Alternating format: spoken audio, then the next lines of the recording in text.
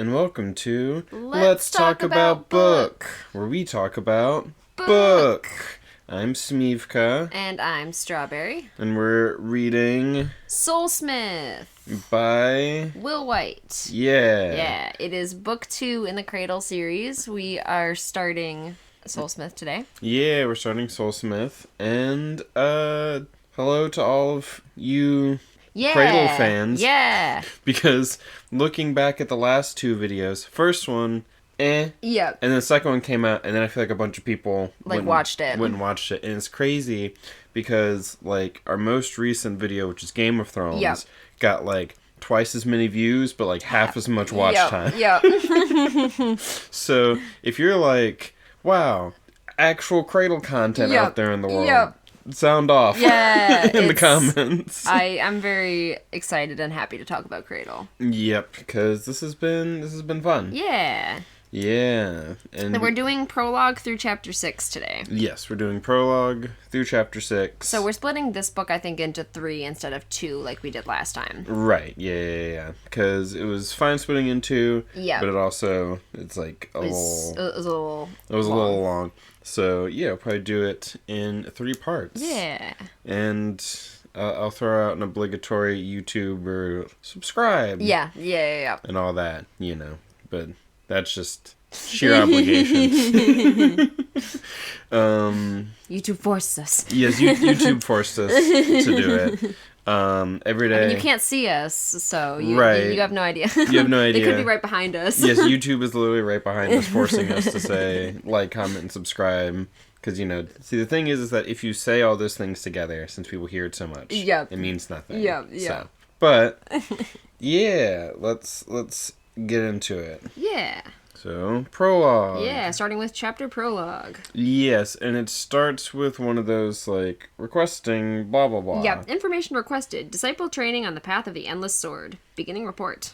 And it's a Yaren flashback. Yes. To Yaren's intense training. Yep. She's, like, kneeling in the snow. Yep. And surrounded by swords that are all, like... Yep, 13 swords. They're stuck in the ground, but the blades are facing her. Yep. And if she, like, moves at all, they cut her. Yeah. And, and she's just, like, got to figure out how to get out of this. She just has, when you're alone, first look for a weapon, kind of running through her head. And she's basically, like, thinking about her master and stuff. And, like, it's his favorite training technique to just... throw her somewhere, and, you know. It's very anime. It's very anime training. It kind of... It's not the same exactly, but it kind of reminds me of JoJo's in, like, part 2, where it's like, here, wear this mask, and I'm going to throw you in a pit. Yeah. Yep, it's very that. Either climb out or die. Yeah, and at this point, she is 9 years old. She's not quite 10. Right, I forgot about that. Yeah, because she's like, so it's his favorite training technique, leaving her alone where no one can save her, forcing her to rely on her own knowledge to escape. It teaches her reliance, he says. A path is only one person wide. She knows he's always right. She's only iron, not quite 10 years old, and can't question him. But every time he walks away, he leaves her with the fear that this will be the time he doesn't come back. Having literally today just spent some time with a 7-year-old... Yeah. The idea of this being a 9-year-old, I'm like, no, stop it. You shouldn't do that. But yeah, so she's having to learn how to use a ruler. Yes, technique. ruler technique. So she kind of like thinks about like the different techniques that she has, but she can't use any of them from like the position she's in. Right. And so it's like, there's the sword madra. Yes. I always want to call it blade madra, because it's any blade. It's not just swords, right? Yep. Yeah. So it's like, you know, I get that it's sword madra, but it's blade madra, because it's just any sharp. And it's like, it's just sort of like around blades. Yes. And so she has to like feel it and then like push it away. Yep. It's like controlling the madra outside of yourself is ruler techniques. So it's like she has to move the blades without touching them, essentially. Yep. And she also thinks, like during this whole kind of time or whatever, she thinks, like her master deserves someone who can keep up with his instructions, someone who can be trusted. Her unwelcome guest starts to stir, squirming against the seal that her master has placed upon it. It doesn't speak, it can't, but its presence reminds her that there's another source of power here, another route she can take besides Sword Madra, another path. She will freeze to death before she takes it. It's Naruto. Yeah. It's like, it, you know, in the first book, you're like, oh, it's Naruto, right? Because it's all like, they're kind of like ninja-y and stuff. But then you meet Nier and you're like, oh no, she's Naruto. Or at least, you know, one aspect of Naruto. Yeah. And I just had the thought, it's like, it's not technically like Naruto spoilers, but also, who's worried about Naruto spoilers these days? Right. Like, I'm sure there are people who are watching Naruto for the first time. Yeah. But Naruto's not having the same, because like with like One Piece, it's like, oh, the live action's coming out. Right, and it's like reintroducing people to like the very beginning of One Piece. Yeah, and it's still currently coming out. Like, Boruto's coming out, but like... But yeah, like Naruto's like done. Yeah. And it's like the Naruto fandom, it's like it's all a bunch of people who have already consumed Naruto. Yep. And then people like I guess consume Boruto and maybe go back. Yeah. I think there are like people who like start with Boruto and stuff just because, you know, it's been running for a while now. It's been running for a while like, now. Yeah. It's been like it has its own Yep. The youngins who grow up knowing about Boruto. Exactly. And then you get the memes where it's like Boruto's dad. Too good. My favorite is where, because it's like people were just like editing every instance of Naruto into Boruto's dad, and so there's like this scene from like the very beginning of Boruto where it's like Boruto like meeting Sasuke, and Sasuke's like, you must be Boruto's dad's son. What's your name? And that one fucking kills me. You must be Boruto's dad's son. That's great. Right. But Yaren, that's her Naruto flair. Because together they make a complete Naruto. Because part of Naruto's thing was like he didn't have a ton of chakra. Yeah. I remember early on that was like a thing. They're like, Naruto has less chakra than your average person. Right. And making like even one shadow clone like takes a bunch out of him, but then he like can get a bunch of chakra because of the tailed beast and all that. Yeah.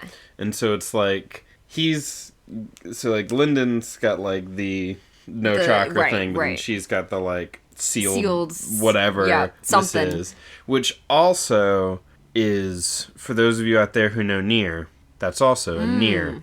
She's also a Kaine. She's definitely a Kaine because she also, like, I don't know if she swears a lot per se, but she has that kind of like rough edge to her. Yeah. Like she does her own sort of version of. Yeah, it's not like, you know. Yeah. Specific swear words or whatever, but it's, you know. Yeah. Supposedly. It's supposed to come off rougher. Yeah. Supposedly the story behind Kaine is that fucking Yoko Taro told the writing team one description of Kaine and the art team another different description of Kaine, so that like, you know, Kaine is this like really pretty woman, but he didn't tell that to the writing team so they wouldn't like have that in mind when writing her. So she's like a very gruff, swears a lot person, and is voiced by Laura Bailey, which is great in the English dub. So hearing Laura Bailey shouting at Liam O'Brien, because Liam O'Brien is your other companion, or one of your other companions in Nier. I need to finish Nier. I've watched a playthrough of Nier a long time ago. I watched two best friends play Nier, which was good, but I now have Nier on the PS4, the like new one, the Nier version, version 1. Blah blah blah blah blah blah blah, because it's fucking stupid. And you play as young Nier instead of Papa Nier, because God, I'm going off on a whole tangent about this, but Nier's crazy, like in its own right, but then also it's crazy because in Japan there was like, they had young Nier, they had baby Nier, and then in America we had old man Nier, we had Papa Nier, and it was literally just because they were like, the American market prefers this. I think in Japan they had both. They had like boy Nier and man Nier. And you could choose because it was like Nier Gestalt versus Nier God, what was it? It's like Nier Replicant and Nier Gestalt.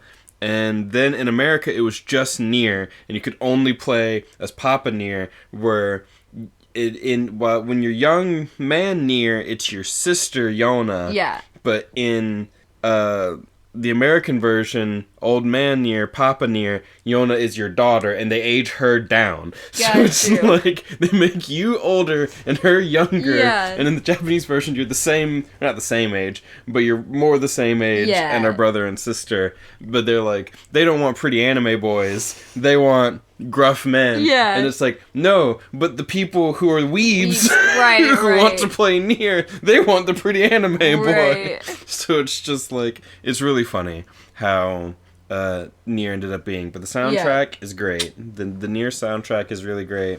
Even just like separate from the game. And that was my Nier tangent. But yeah, if you know, you know. Yaren's a Kaine. And that, if I were to extend that, it would, anyway. Like, if we apply things about Kaine to Yaren, then that'd be kind of funny. But. Got you. Anyway.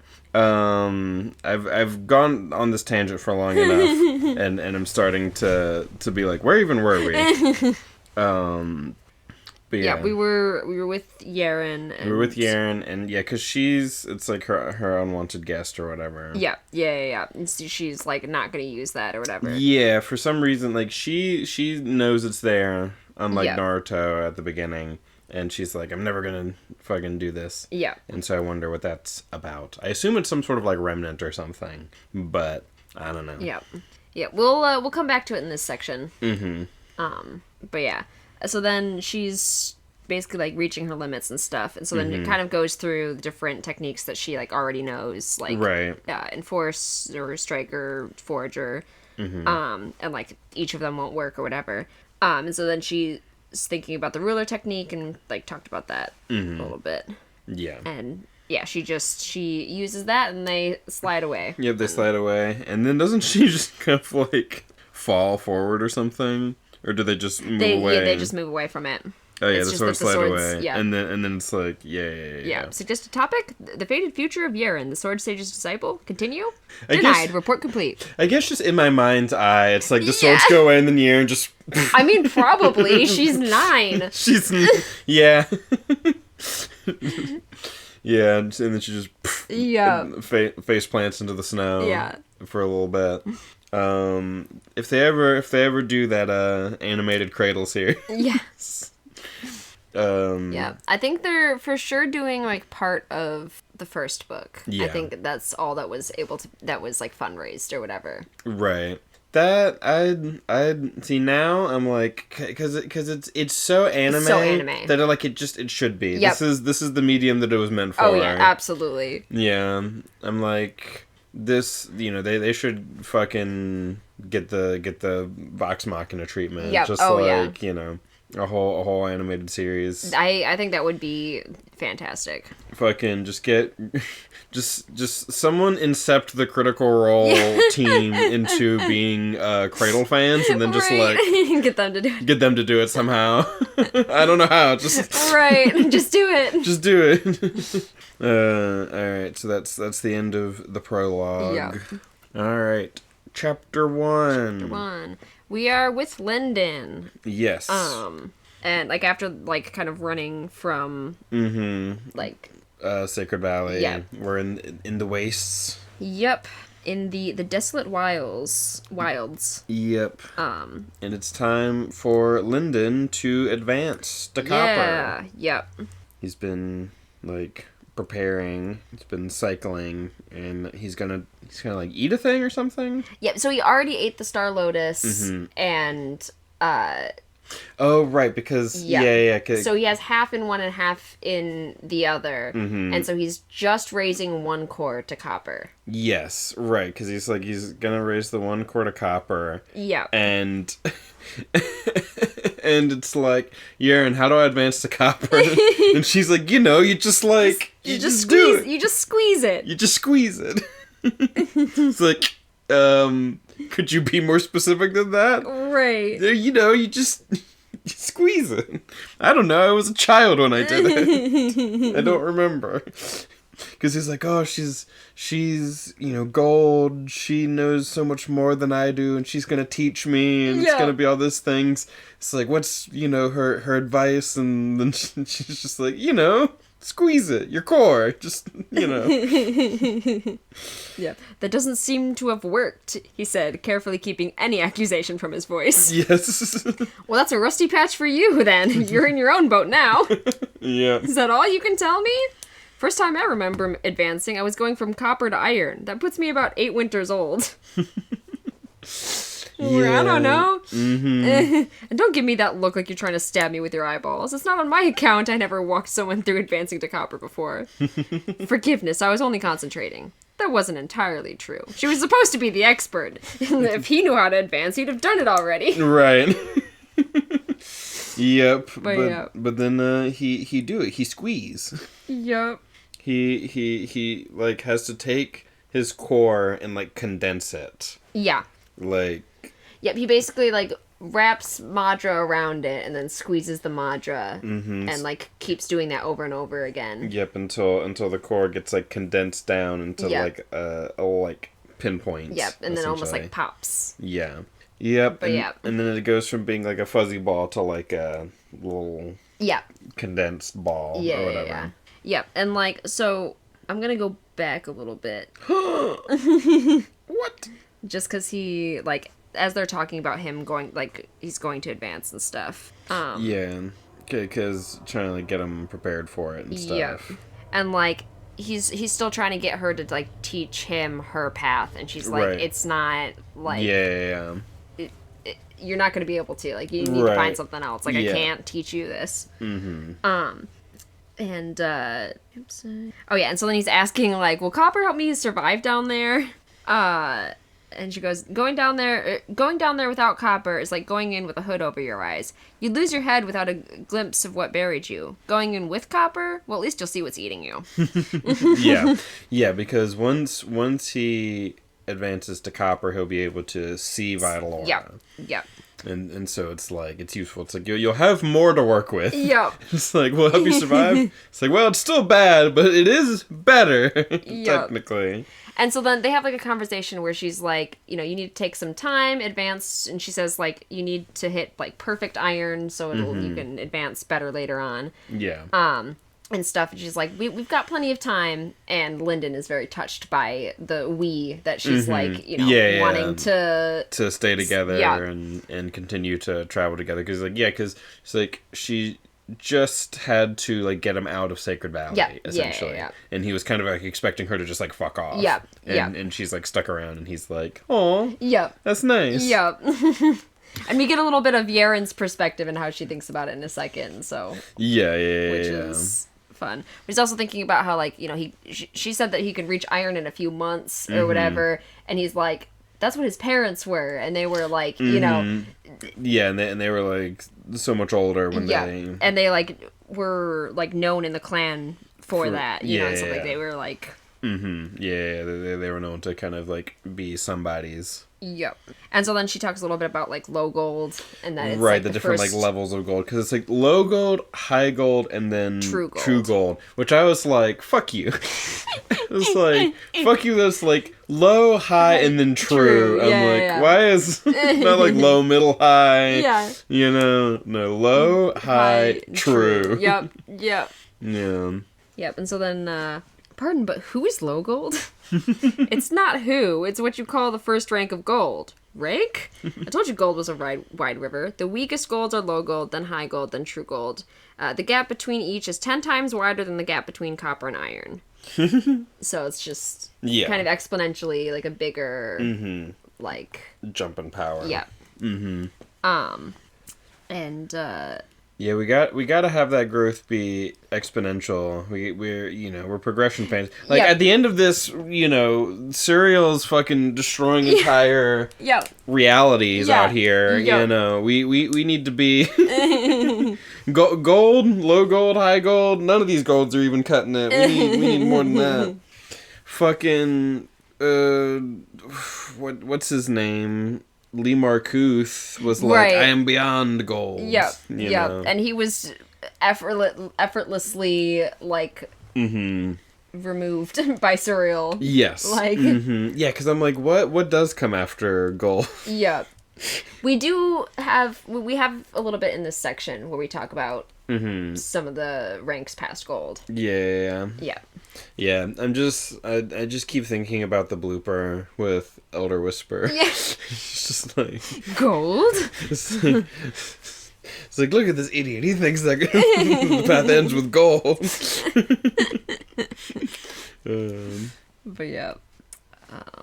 So then here's where he does advance. And so then in the middle of advancing, he gets attacked. A big, like, forged nail comes, like, whizzing by. Right. And so, like, he is just like, well, I just gotta focus on this, and, like, just doesn't pay attention, continues advancing, and then he finishes advancing, and then he, like... Because he, like, passes out for, like, a second or whatever, and then he wakes up, and he's, like, seeing with, like, his copper vision for the first time. So he's like, second, there was something wrong with the fire.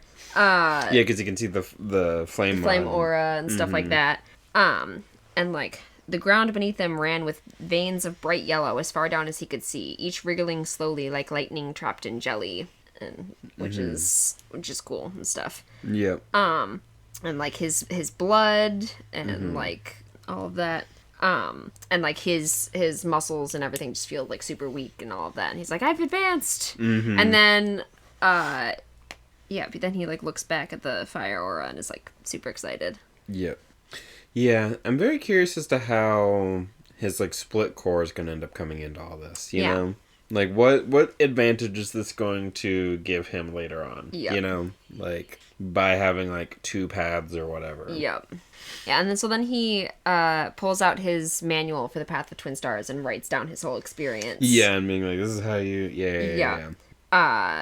And then he realizes that he didn't hear anything from Yeren, and he forgot that he had been, like, he had heard something, and like, wait, attacked. What the fuck is happening? And so then he's, like, just kind of waiting there. And so then we end the chapter with, there's a threat out there somewhere, and Yeren's gone. Yep. Dun dun dun. Dun dun. Dun dun. And then it's chapter 2. So we're with Yeren. Yep, and Yeren's fighting off some other golds. Yeah. So she is just kind of like waiting, like she's like hidden herself and is waiting to like see any movement or stuff. She like counts to 100 or whatever, like waits for them to move to where she like thinks that she's going, and then like attacks there or whatever. Right. And it starts out with Yeren's unwelcome guest shifted around her waist, where she had wrapped it as a belt and tied it into a great ribbon of a knot, just like her master had shown her. The remnant hissed, flickering with blood madra until its sullen red glow threatened to give her away. Yeah. Yeah, it was responding to her anger. Yep. Yeah, responding to anger which had burned out of her control. She went into most fights cold. Battle required focus. Yeah, so the whole, like, it responds to, like, anger, and it's some sort of, like, weird remnant thing. Yep. That's, like, attached to her. I'm like, Skyne. Yep.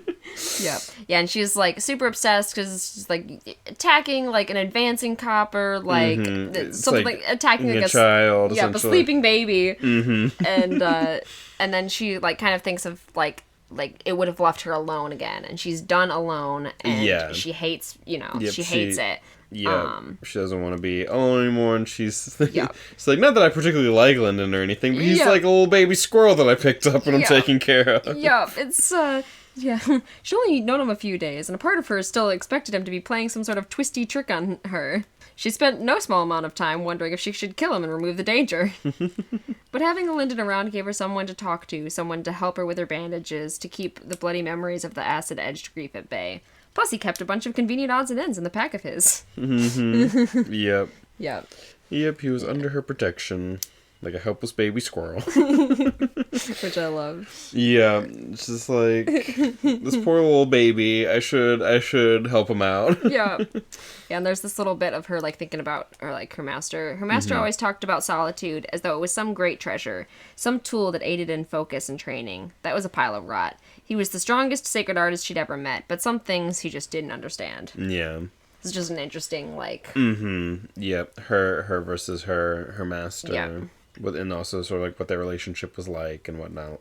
Just the little hints of it. Yeah. Yeah, so she's just kind of, like, trying to figure out... She's, like, predicting the battle and stuff, and we see, like, a fun fight. I don't think we need to go through the whole fight. It's good. Yeah, it's like the people that she's fighting, they have, like, poison shit. Yep, they've got these, like, centipede remnants that are, like, connected to their arm. That's, like, their gold signs. Yeah, and it's, like, they're sort of, like, weird parasitic centipede things that kind of like, grow out of them and back into them. Yep. And they have, like, this poison it's on like it. Poisonous, like, venom madra kind of shit. Yep. Yep, so then it's, like, a group of, I think, like, 4 low golds. Yeah, something like that. And she has quite a fight. So, like, she gets fairly injured and stuff. She ends the fight with, like, like, one arm, one leg, one eye, or something like that. Or there's one eye, one leg, or something like that. Because her eye's, like, bloodied shut and stuff. Gotcha. But yeah. So they fight, and then, she thinks about Lindon, and then realizes that he's, that he's joining the fight. Yes, it's like, you idiot. she's like basically like, okay, either I like hit this and like I win, or like I lose here and I die. And then she realizes that she thinks then her spirit flared a warning. Her eyes widened when she realized what it was telling her. The fawn had thrown itself to the wolves. Yep. And then Lindon's like, here I come. Yep. Here I come to help. Yeah, then we switch to Lindon's perspective, and he's, like, so excited. He's forming the boundary all around or whatever, and places the last one. He, like, rolls into place. He's like, I got him! And then Yaren immediately kicks him out of the way. Because it didn't work. No, it had, like, basically no effect on these guys. Yep, and it got destroyed immediately. Yep, and he's like, holy shit. Yep. It did nothing. Yep, and it's sort of like, you know, this worked. This item was great and worked great for the environment that he was, like, starting in, but now, you know, we're, like... way past it. We're way past it. These tricks aren't gonna quite work anymore, which is fun. Yep. It's like, you know, if he could just do this on everyone and have it always work, it wouldn't, you know. Right. It wouldn't work well. So, it's so silly. I'm just now, like, thinking about that one isekai that fucking Jeff Thu talked about. Yeah. On Mother's Basement. There was one where it's like, this guy, he's like, I only have these, like, low-level skills, but they're all, like, instant freeze and then poison. Which is great, and it's just like, it's so silly because he just like freezes everyone and then poisons them to death, and it's super boring. And I'm like, I don't know, something about like, and then every single time I just make the same circle and I win the same way literally every time, you know. But we see it's like, nah, this was little baby shit. Yep. Yeah, I love the description of the kick. Lindon turned to Yaren just in time to see her foot rushing at his face. It was gentle as kicks went. Instead of impacting with enough force to shatter his skull, her foot caught him on the side of the head and hooked him, scooping him to the side and sending him tumbling away from the 1,000-mile cloud. Right. It was gentle as far as kicks go. Which is just a fun description. Oh yeah, Yaren and Lindon are fun together. Oh yeah. Yeah. And so then he realizes he was way out of his league and he should not have done that, and sees Yaren finish the fight. Yeah. Like, It's like, at least you caused a bit of a distraction. Yep. And so then he died, and so then Lindon, like, runs up to help Yaren because she's, like, injured and, like, all right, let's, like, what should I do? He goes, where's the worst of it? Yeah. Having decided that was the most pertinent question. And she's like, fucking remnants. Yeah, she goes, remnants, run. And, yeah. Yeah, and I remember at the time thinking, like, this is such an interesting little wrinkle to every fight. Every encounter, it's like, we have to fight these people. Yep. And if it also gives, like, an incentive, a reason to not always just like kill people, because you kill them and they're going to become a remnant, and then you have to also fight their remnant, which is unpredictable. You don't know how the remnant's going to be, and it could be like as powerful as them, just like another them afterwards, or it could be weaker, or it could you know, like phase 2. Exactly. Every fight you got to be prepared for phase 2. For phase 2, that you're not going to know what you know. A human, you can be like, okay, they're human, and humans think a certain way. You know, and like, you know, this we have a society. As a remnant, it could be like, I'm angry, or it could just be like, I don't give a shit, and it just like wanders off. So you never know.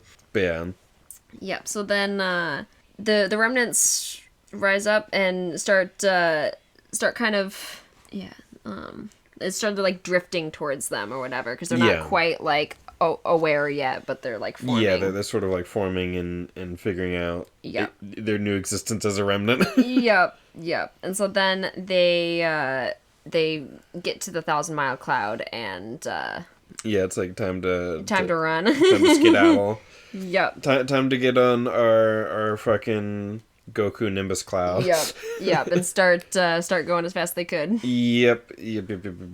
The cloud is fun. Yeah, I love it. It's just like a means of transportation. This 1,000-mile cloud. And it's red. Yes. It's like rust red. Yeah, rust colored. Rust colored. Yeah, it's fun. Yeah, as soon as I like got to that, I'm like, oh, that's so Dragon Ball. Like, that was immediately what I thought of. Yep, back before Goku could just fucking fly. He had his Nimbus cloud. Yep. And it's like you can only ride on it if you have a pure heart or something. Got you. Yeah. That's fun. And with this, you have to maintain it with pure Madra. Yeah. Which is just funny. Yep. Yeah, because I think it's like... Because there's a whole thing about, like, who's been able to ride the Nimbus Cloud, and it's, like, in like, one of those, like, Shonen Jump, like, crossover things, Luffy could ride the cloud or whatever. I love it. So, yeah. Yeah. I feel like he's not... But I feel like he would just intimidate it into doing it anyway, even though it doesn't... I just feel like in One Piece logic, it doesn't matter if it's actually, like, a sentient, you know, like... Yeah, I think it's one of those things where it's like... Because people are also like, does Goku really have a pure heart? And it's like, yeah, you know, by a certain definition. Like, Luffy's got a pure heart by a certain definition. Pure what? I don't know, but... Pure chaos. Pure chaos. A heart of pure chaos.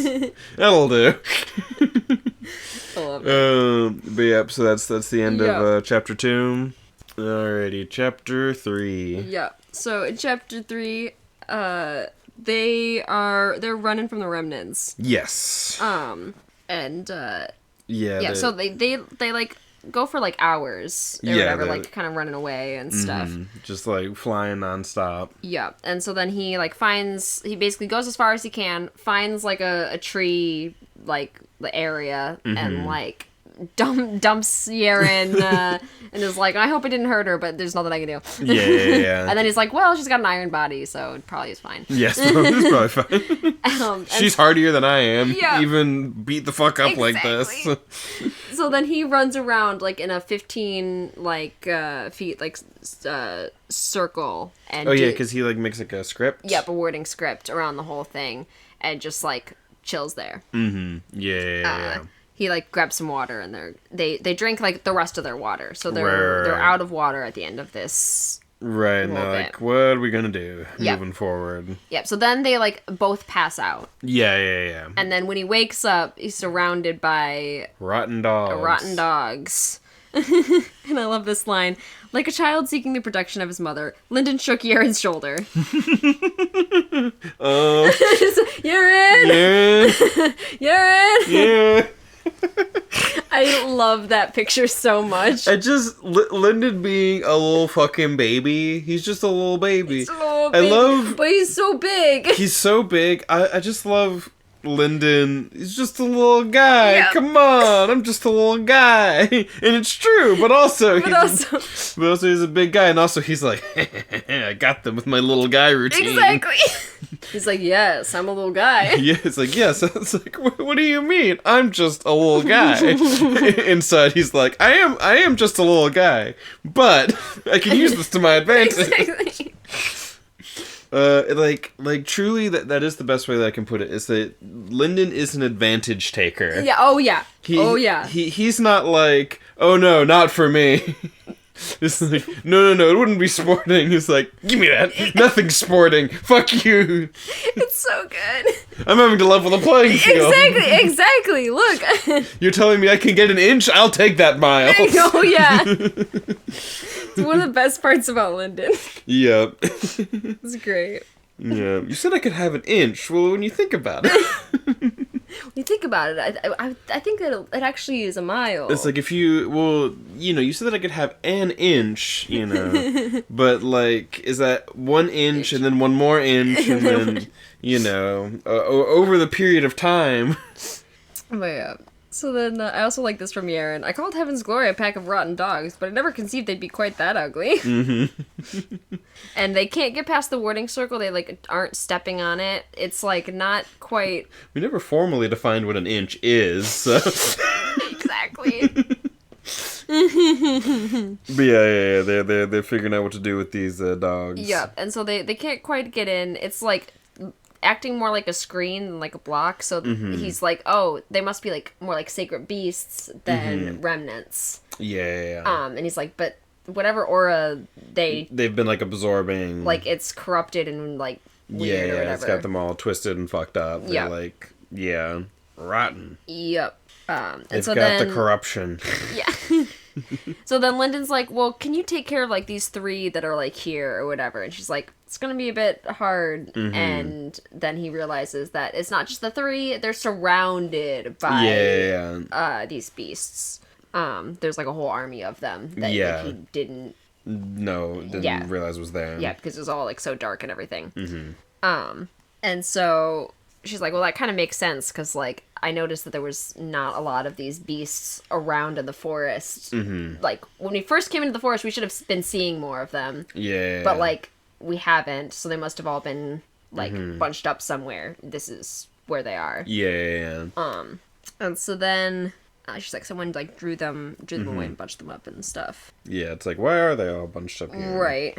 And so then she's just like, don't fuss about it. Should be a way out. Once I'm ready to use the cloud, we can go, whatever. Yeah, Let's just cycle and we'll wait for a bit. And then talking about how needing to maintain the cloud. Yeah, you need to put Madra in it because it'll diminish over time without maintenance. Yep. And so in the mid... Oh, yeah. Yeah, because I think there's also some talk at one point about, sleeping on the ground. Yeah. And he's like, I've literally slept on a bed made of clouds since I was a baby. The beginning bit of the chapter is life wasn't the best in Sacred Valley, but I was at least comfortable. Yes. I at least had a roof over my head and a bed. And, a bed made of literal clouds. Yep. He's like, I miss home a bit. I miss home. It turns out things were actually alright. Yeah. Because that is the kind of thing, it's Sacred Valley, part of the reason why they're not so strong with the sacred arts is because it's so much chiller in Sacred Valley. Yep. It's pretty cushy there. Yep. Yep, so then he's using his new, copper sight to, look at all the aura around and stuff. So he's, looking at the aura around the dogs, trying to figure out what it is. Because he can because with the copper sight, he can see things normally, and then whenever he sort of, wants to, he can sort of focus and see the aura. Yeah. But it's not just, there all the time, which is interesting. Yeah, this aura felt like death and decay, like a maggot's corpse. The deep purple aura around the dog's ribs was stringy and muscular, like roots or snakes. And it somehow gave off the impression of chains held in powerful tension. Deep red aura dripped from the hound's mouth, and Lindon could practically smell the coppery tang of blood. Yeah, because it's he's sensing the pure vital energy. Yeah. You get these sort of impressions of the thing. Yeah. It's beyond just the how it looks. There's sort of a weird feeling associated with it, on a deeper level. Yeah, which and I enjoy. Yeah. As part of the description. Yeah, and he's thinking about he's heard of Blood Madra, but he couldn't figure out the other aspects and stuff. I don't know what the other ones are called. Yeah. Yeah, he'd heard of Blood Madra, which supposedly held all sorts of sinister powers over living bodies. And then he the other thing he's calling kind of Death Aura, but he's not sure. Yeah. He'd never heard of Death Madra or any aura of death, and he wasn't entirely sure what such a power would do. Mm-hmm. Like, he had no clue what his mother would call the tight aura chains. Connection aura? Binding aura? And so he's just kind of... Yeah, trying to sort of, like, figure things out now that he has a bit more information to work with. Yep. And he's all about information and, like, putting things together and, like, puzzling things out. Yeah. And then he's also... We get a bit of him cycling with the parasite ring. Mm-hmm. So it's like, instantly his Madra turned sluggish, as though his Madra channels had all halved in width. He had to force his Madra to cycle, pushing it through the pattern. And so it's just a description of that. Yep. He's doing weight training. Yep. And so then, yeah, here's where, like, he really misses his home, and he's, like, thinking about all of that or whatever. And then they hear the remnants, and they're like, oh. Oh, yeah, those remnants that we were running from. Yep, they're finally, they've gotten to us. and they're gonna be smarter than these, like, beasts. Yeah, so they could break it open. Yeah, they could eventually figure out how to, like, get through the barrier. Yeah, but instead they start to, like, face off with each other, and he's like, oh, maybe we can just escape in, like, maybe this problem will just sort of, like, figure itself out. Yep. And then, during all of this, he accidentally sees her belt with his copper eyes. Yeah. But he was sidetracked staring at Yaren's waist, or more accurately, at her belt. He'd known it was some sort of construct forged from red Madra, and had wondered if she wore it as some kind of fashion on the outside. But looking at it now, it was a dense rope of congealed red power, identical to the aura dripping from the dog's mouth, but 1,000 times more potent. He could practically taste the blood coming off of it, and it made him want to vomit. Visions of slaughter, of an army's worth of corpses, filled his vision. How could she wear that? It was like having a river of blood draped around yourself. Lindon retched, as suddenly as though someone had punched him in the gut, but nothing came up. And yeah, so then... Yep, more Magnus. Yep. So then Yaren goes... Knew we'd come to this bridge eventually, but let's cross it later. Agreed? It's like, listen, I can tell you have some questions about my weird blood belt, but now's not the time, okay? It's so sweet, because Lindon just goes, no, that's not necessary, it's none of my concern, and I apologize if I've given offense. I'm just like, don't worry about it. Listen, it was... My bad, I shouldn't have... I should have gagged. I shouldn't have gagged about your belt. That's on me. Didn't mean to be rude. But I love the whole way that, like, this interaction happens, because she's immediately like, I know, we've gotta talk about it, and he's also like, but I'm not gonna judge. This isn't gonna be attention or an issue. It's like, I don't fucking know what's going on. This could be literally anything. Yep. So, like, you know what? You're on your time, you know? Didn't mean to offend you. I'm so sorry. It makes me think of that one... It sort of became like a meme. It was a little bit from Yu Yu Hakusho, because it's like, you know, he's a ghost, and so he can see like weird spirity things, and so the like some screenshots from it became a meme where it's like, wait a second, that guy's got horns. Well, nothing to do with me. Just goes back to reading the paper or whatever. Well, I'm not gonna let it ruin my day. It's like, you know what? She can have her blood remnant belt. It's what do I know? Exactly. Yeah, I love it. But yeah, she knows more than I do. Yeah. So then after that, that's when they like kind of start squaring up the remnants and the dogs and stuff, all the beasts. Because there's, like, a whole bunch of other beasts and stuff in the forest, like, other than the dogs. There's, like, bear-type creatures, there's flying creatures, there's, like, all sorts of shit. And so, like, they were going to, like, Lindon was gonna break the circle, and then she was gonna, like, attack, and he was gonna get to the cloud, and then they would escape that way. But before that, happens... it's very like, you know, hopefully it'll work, you know, hopefully we won't just fucking die. Yep. And, like, right before that happens, all the sorry. Yeah. All the aura in the area. I feel like you almost said, like, allomancy. I have no idea what it was. All the allomancy. All the allomancy. There's a large allomantic pulse. Right. There's, like, a big pulse. And then, like... all the aura, like, swells up, and then all, like, runs in the same direction. It all starts going like, somewhere. It leaves the entire area, like, a little duller. Everything's, like, devoid of vital aura. Yeah. It's, like, there a little bit, but just, like, way weaker. And... Go ahead. I don't know. Yaren is just like, she's like, maybe like a script could do this, but it would have to be huge. Like, what could, It'd have to be fucking crazy. Something crazy powerful's doing this. Yeah, like, Lindon's like, this is impossible. I know of nothing to do this. And Yaren's like, it's weird, but not impossible. Right. Like, there's something happening.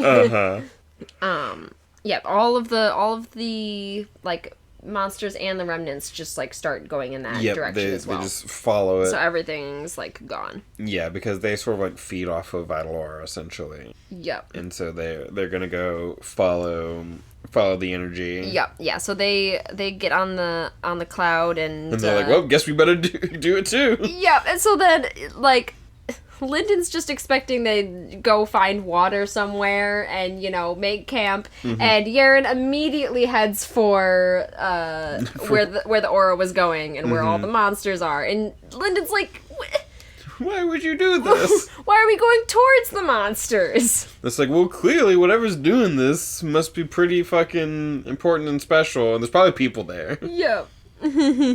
Yep. We know one thing about where it's headed. There's an army of monsters there. That we know. He felt her laugh. Where did we leave the guy who spilled blood to leave the only home he'd ever known? You're weak, but I didn't suppose you were a coward. Then that prickled his pride, and he straightened. A foolish move, as he immediately took a branch to the face. Yep. I'm not saying I won't go. I said I'd like to be somewhat cautious. I'll be cautious. Somewhat. Yeah. Which is what he said. He said somewhat cautious. Yeah, I'll be cautious. Somewhat. Yeah. It's like, listen. Yeah. I'm not... It's like... You're supposed to be tougher than this. Like, I don't know anything about this. Cut me some slack. Yeah. Yep. Because, I mean, whatever's doing this, if it is like a script or something, presumably it's man-made. Yeah. And so, like, well, civilization's that way, probably. But yeah. And that's chapter, what was that? That was chapter 3. Chapter 3. Chapter 4. Chapter 4. So we're starting with Suriel. Yeah, what's going on here exactly? So we start with kind of where we left off with Suriel in the last book, where she's outside of Harrow, where those two worlds kind of collided, like Harrow and Limit. Yeah. And so it starts with, in the first strike, she exterminated humanity. We're just, like, talking about Harrow, because, like, she's supposed to eliminate all of, like, the population left on Harrow. Yeah. Like, the ones who were able to, like, were evacuated before, and then she's supposed to take care of. Right. Yeah, and sort of, like, destroy this whole world. Yeah. So she has what's called Suriel's Razor. Like Occam's razor. Suriel's weapon activated as she whipped it down. It expanded in a microsecond, expanding from a meter-long bar of blue steel into a skeleton of blue metal containing a web of light. While it was sealed, Suriel called her weapon a sword. Now that it was released, the weapon regained its identity as Suriel's Razor. And then it talks about it was handed down from her predecessor, along with the identity of Suriel, the 6th judge of the Abaddon court. Right. So it's a bit of, like, how the judges... How that system works or whatever. Yeah, so, like, presumably she had a predecessor and, like, that it's power... like she was someone, and now she is Suriel. Yeah, now she is Suriel the Phoenix. And whatever that sort of means. It's like a title, so, like, I wonder, like, who she is sort of underneath being Suriel, in a sense. Who was she before? Yeah. What was her, like, name and stuff? That. Yeah. So... Yeah, so then she, like, with her like, weapon or whatever, she isolated the bloodline, and then, so it's, like, that feature was intended to remove pests in a home or stream a virus in a body, but she could expand the focus to mankind. They were corrupted now, fused to, and altered by the same chaos that destroyed their world. And so then she used that, and millions of lights blinked into existence all through the atmosphere, a blanket of tiny stars. Each light flashed, spearing down to the surface, and then was gone. Her connection to the way slackened immediately, like a sudden flicker of weightlessness at the center of her stomach. Humans anchored the world, their lives and their minds tying it to the way, and when they were gone, chaos reigned. And so then it's 99.9% or whatever, she got it, and so then Yeah, 99.9% of the population's destroyed or whatever. Yeah, so there's 2 million left, and she's basically like, she can go down and save those if she wants. Why did those people get saved? Were they just the people who weren't corrupted or whatever? Gotcha. Yeah, because it's like, oh, we already evacuated a bunch of people. Yeah. So they were evacuated, I think, like, what they could, and then they did, like, a targeted... Mm-hmm. And then they can evacuate those people Yeah, now? those people that are left. Technically, it's like, she's supposed to kill all of them, but they haven't been corrupted yet. There's a chance that they could be corrupted before she gets to them, so then, like, she would have to deal with that. Gotcha. But she wants to go through and save them and send them to the pioneer world that the other people are at. Gotcha. So I guess what was the criteria they got people like evacuated, and then why would... I'm not certain because they just mentioned like that. I think before Harrow and Limit like collided, they like evacuated what they could from Harrow. Okay. And I have a feeling not everyone left and stuff like that's their world. Yeah. You know, it's like a, you know, you can evacuate as a large portion, but like... Not everyone. Do you get to everyone and, you know... Right, yeah. I guess so, yeah. Gotcha. But yeah. So yeah, days ago there was 5 billion people there. Yeah, so days ago there'd been 5 billion. After the violent merge... Yeah, sorry. After the violent merge of Limit and Harrow, only 20% of the population had survived. Now, a scarce fraction, a handful of sand, easily swept away. Yep. Hoo boy. Yeah, and so then she's like thinking about like how many people she's killed and that how and like the previous Suriel stepped down because of that. Like, he'd passed the mantle and razor on to her when they grew too heavy for him, and then he'd walked away. Lived the life of a mortal now, his power forcibly veiled. She hadn't heard from him in millennial. I have a weird feeling that this is Broom Guy. Got you. I don't know, but my guess is that that's who Broom Guy is. Used to be this. Because something about like the whole like broom cleaning aspect feels similar in a way. Because she's like, oh, I'm a doctor. Yeah. Like, I'm supposed to be a healer. Because it's the whole, and he was the Phoenix. His job was to save lives, not take them. Because that's the whole... Yeah. Yep. So, but we'll see. Because we finally get a little bit of him. Yeah. In this section that we read. Yeah. And she thinks about Raziel and... Yeah, Raziel the Wolf, Azrael the Reaper. Yep. Which I'm guessing are other of these like judges or whatever they're called. Yeah. And then she, because Gadriel is still there, whatever. That's who told her why she's in Harrow and stuff. And he's like Machiel's right-hand man type of thing. And who's Machiel? Haven't met him, but she seems to be... Like, under him somehow? Or like... He's another one of the judges. Right. It seems like they don't really get along. Maybe, they get along kind of, but like... Yeah. Not super well. There's like tension there. And like... because at one point, like, she feels like he's, like stepping on her authority and stuff, like, because of Machiel and all of that. Who's, what? Gadriel, so they're all judges, like, Gadriel, Machiel, Suriel, all them. They're, like, equal, but, like, he's kind of, Gadriel's kind of the... Machiel's right-hand man. Like, not actually under him, but just, like, will follow him. Right. Like... And she feels that who's stepping on her authority? Gadriel and Machiel, by, like, calling her there, by, like, forcing her to go after Azrael, by, like... Yeah. Gotcha, because you're, like, stepping on her authority with Machiel and all stuff. I was like, wait, we were talking about Machiel. So it's like Machiel's doing what with Machiel? Yeah. So I was just getting confused for a second. Yeah. Yeah, because it's like, after this reprieve, Machiel expects you to throw your full effort into the search for Azrael. He wants results within a standard decade. And she goes, do I have autonomy in this matter? You do. And so then, Right, so you can't fucking tell me what to do. Right. Yeah, and then she thinks about, like, she couldn't kill him, as he may have been the hardest man in all existence to actually destroy, about Gadriel. But there were any number of ways one judge could make life difficult for another. Schisms among the Court of Seven were not common, but they were known to happen. Suriel would not risk the stability of the Abaddon on a personal vendetta.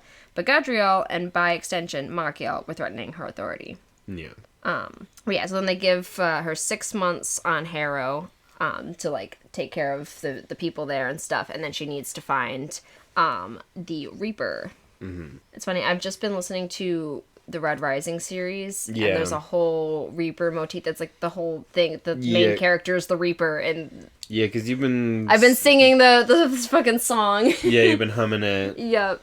And it's Reaper something. Yeah. Like, Reaper swings, or... Well, I don't know if that's what it's called, but, like, it's a big part of the song. It's, like, hear the Reaper swing. Gotcha. Yeah, I do know that the song has something to do with Reaper. Yep. But yeah. Oh, yeah, and Machiel had kind of set up a world to put the survivors in and stuff. And so she's like, he knew this was going to happen and stuff. Which she's, like, slightly annoyed by, but not really. Yeah. And 6 months, and then, so you got 6 months, and then you got to start finding Azrael, the Reaper. Yeah. And just talking about, like, a world divorced from the way gave birth to chaotic distortions. These were nightmarish monsters, entities that strained the rules of existence. If Harrow was allowed to fester over the next half a year, it could give birth to thousands of these abominations. Once they entered the void, they would drift until even Machiel couldn't predict where they would come from. Mm-hmm. And so then she's destroying those at the same time that she's, like, saving people in the whole mission. And she creates, like, a crazy black tower? That's one of the anomalies that she goes to like, deal with. Gotcha. Yeah, like, on the North Pole, a black spire shattered the ice, shooting thousands of kilometers into space until it stood out like a rigid hair against the surface of the planet. A featureless black tower, an obelisk standing so tall it shouldn't be able to physically support itself. An anomaly. Like a dying animal, a world was most vicious at its end. Gotcha. And then we cut back to Lindon. Yeah. And what's Lindon up to? They're following the aura. Yeah. Yeah. To the transcendent ruins. Yeah, so they see, like, a giant pyramid. And a bunch of people and all that. And that's where, like, the aura was drawn to. They see, like, the aura, like, around the pyramid and stuff. Yep.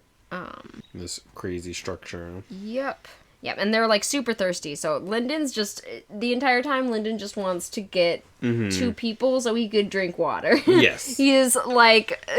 fucking dying of thirst. Yeah, over that's, here. like, his main thing. And so, when they get there, they see, like, a kind of killing field that has been, like, made around the thing, and, like, a bunch of the monsters are all, like, piled up. Yeah. But yeah, so then they get to the actual, like, wall of, like, the little town and stuff. Yeah. They see a bunch of, like, people at the walls, a blonde-haired person at the wall. Yeah. Possibly a wig. Oh, yeah. Yeah, because the really long hair? Yeah. Yeah, someone in blue and white robes, lounging at his ease, with something that appeared to be a bottle clutched in one hand. Yeah. Yeah. Yeah, and then there was someone else, like, spinning a spear, and then, like, he does, like, a striker move at their cloud coming towards the thing. Yeah. That Lindon's like, oh, well, I'm dead. Nier takes care of. Right. And she's super pissed about it. Die and rot, she goes. You got a grudge with me. You come out and draw swords like a sacred artist. Yep. So like, oh, my apologies. Yep. And he's like, oh, you must have just been... I thought you were one of the beasts or a remnant. It's like, fucking stupid, fucking idiot, fucking dumbass. Like, you must be a fucking dumbass if you think there were monsters. Fuck off. This guy's being an asshole. Yeah, and he's like, and she's like, I'm hauling a copper. Like, I'm fine, but you could hurt him, you know? Yeah. Yeah, and then we get his name. It's Jai-Sen of the Jai clan. Yep, the Jai clan. Yep. Who their gold signs are like steel or like iron hair, basically. Yeah, they got fucking spiky anime hair. Yeah.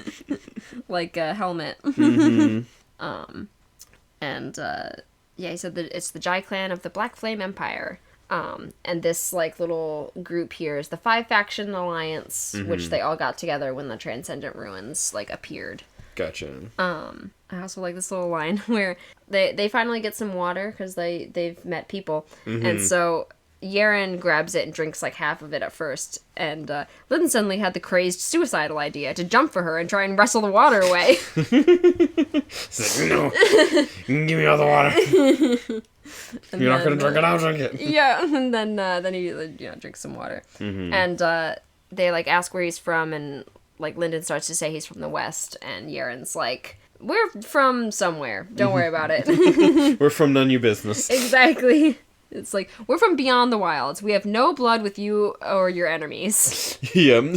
Yeah. It's like, so where are you from? Oh, I'm not from anywhere that you need to be worried about. Yep. Yep. There's no concern of that. None at all. The only enemies of the Jai clan are monsters and tyrants, and even the blind can see that you are an innocent and intrepid adventurer. Yeah, because everyone's kind of like talking around each other, you know.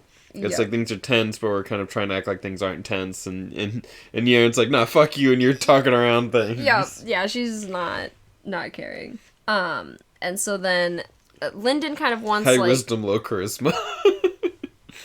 Yeah, so they like ask about the transcendent ruins a little bit. Yeah, and they're just kind of like talking back and forth. There's not like a ton. Yeah, they're talking about like how quickly they built up the city around the ruins and like all of that, and like then they Yeah, it's like, you built that? Yeah. Pointing at the pyramid. It's like, no, we didn't build the pyramid. Right, just like all the town around it. Like about 7 or 8 days ago. So this town's only been here for about a week. It's just popped up around here. Yeah.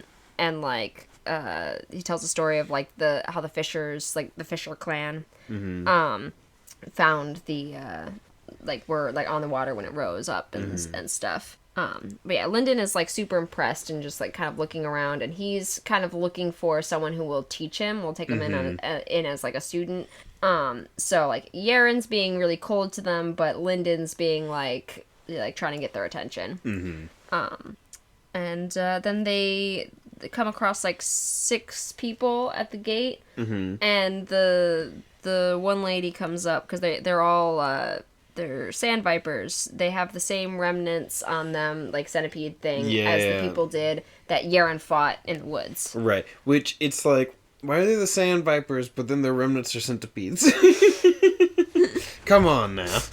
You need to have better theming. I think the centipede creatures are like a big centipede snake thing. Like they're like a combination. Yeah, it's so just like... Yeah, and they're called like the centipede things are part snake. Yeah. But they just always focus so much on the centipede part of it. And I'm like, it's not that you're sand vipers, it's so centipede focused. Just need more snake. More snake. You need to get more snake involved. But yeah, so then, like, these 6 people show up, and the one, the one girl comes up and goes, I'm Sand Viper Resh. Are you as weak as you seem? And Lindon was gonna do his his normal sort of, like, Lindoning. And Yaren slapped him in the face with her sword. It's like, fuck you. Yep. And then she does it again on the other cheek. Yep. Yeah, because she starts to get up to, like, fight Yaren or whatever, and Yaren just, like, smacks her on the other cheek. And I like this. Yaren was matted with dirt, wearing a tattered robe and half wrapped in dirty bandages, but she still managed to look even more dangerous than the Sand Viper, as she stood with back straight and icy mist rolling from her master's sword. I couldn't... Yeah, back straight, black streak. I kept reading, like, black hair, or whatever, like straight across, because, like, that's sometimes the description, like, the bangs straight across her forehead and stuff. Right. So I was, like, reading that, but that wasn't what was being... Described, so... Yeah. And so then she's like, this is a new spot on the map for me, Lindon, but I've laid eyes on dogs like this 1,000 times. They'll bark and bark, and they'll push us around, then they'll make us fight so they can prove they're above us. Forgive me if I cut ahead a bit. Yeah.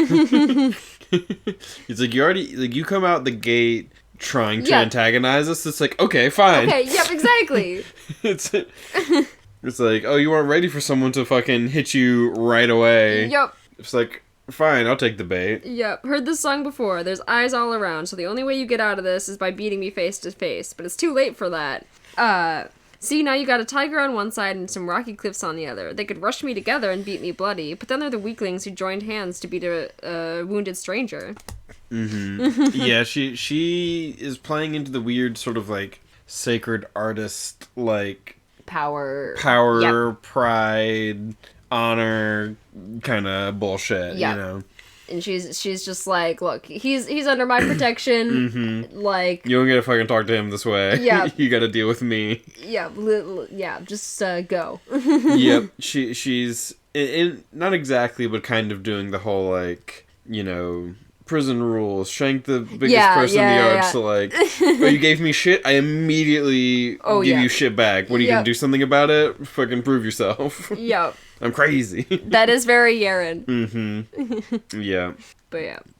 Yeah, she's great. So I think that's the end of... And that's the end of chapter 4. Yep. Chapter 5. We start with... Ethan. Yeah. It's a new character. It's funny because I know, like, one thing about him. Yeah.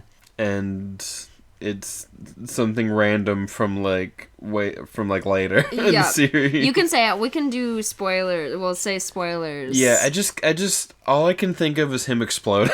Yeah. It's just like, all I can think of is this man's gonna fucking explode himself for a bit later. Yep. It'd be fine. Yep. But just like, immediately it fucking explodes. So good. And it's all I can think about. Just anytime he like shows up, I just remember that. It is a great, like, it's a great intro to Ethan and his character, because that is Ethan. But yeah, so ending spoilers. Yep. But yeah. So we get a bit of like kind of his perspective and stuff, and it seems like he can see everything. Yeah. In a way. Like, Ethan saw the girl with the steel arm over her shoulder arrive with an overaged copper looming over her. Invisible webs of his power filled the field before him, carrying information back to him in delicate strands. So he heard every word of their conversation. As such, he learned their names. More JoJo's. And so he's just like kind of watching everything. And so he jumps down. He doesn't want to get his stuff dirty. So he uses an enforcer technique so he doesn't splash mud. Yeah. Yeah, because he's just, like, fucking using, like, techniques all over the place. Yeah, and he's just kind of, like, wandering around, just, like... Just, like, pushing, nudging little things. Yeah, at one point, there's a... Oh, it's right here. I highlighted it, but I just didn't see it. Like this a little bit. To his left, a ladder tilted fractionally. It would tip over in a moment, and the man balanced on it would have to use sacred arts to right himself. Ethan pressed one finger against it, pushing it back into balance. Yep.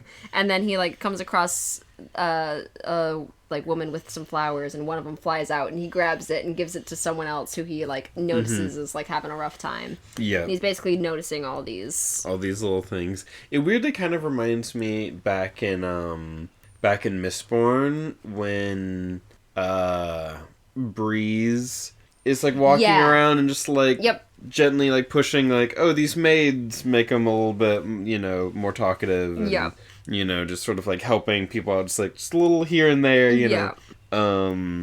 Just kind of little altruisms. Yeah, and with the girl or whatever, it's like, and pressed it into the hands of a pretty young woman. She hadn't been sleeping well lately, her training taking up much of her time, and her master was cruel to her. She was on the frayed edge of breaking. He'd read that story in her worn shoes and the welts on her back and the slump of her shoulders.